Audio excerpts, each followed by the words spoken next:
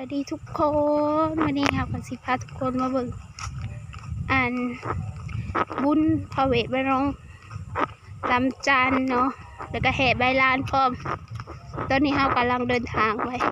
2 คนคือเก่าเนาะเต้นเลยแหละนี่คือสถานที่เพิ่นกาเกียมเนาะเราบ่ได้เอาอันมาเพิ่นกาเกียมที่เสียพระเวทออกมา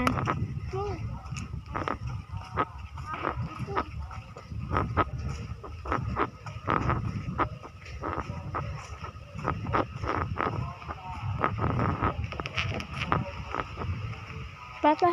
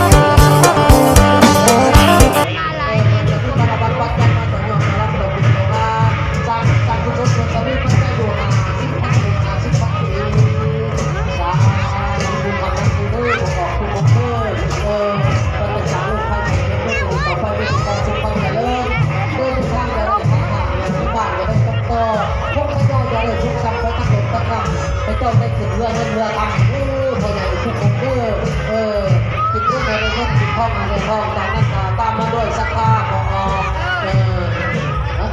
ซอง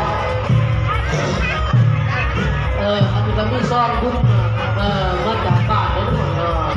บ้านแซนมาจากบ้านแซนบ้านแซนมีจำนวนซองอยู่9 ซองที่บ้านเลย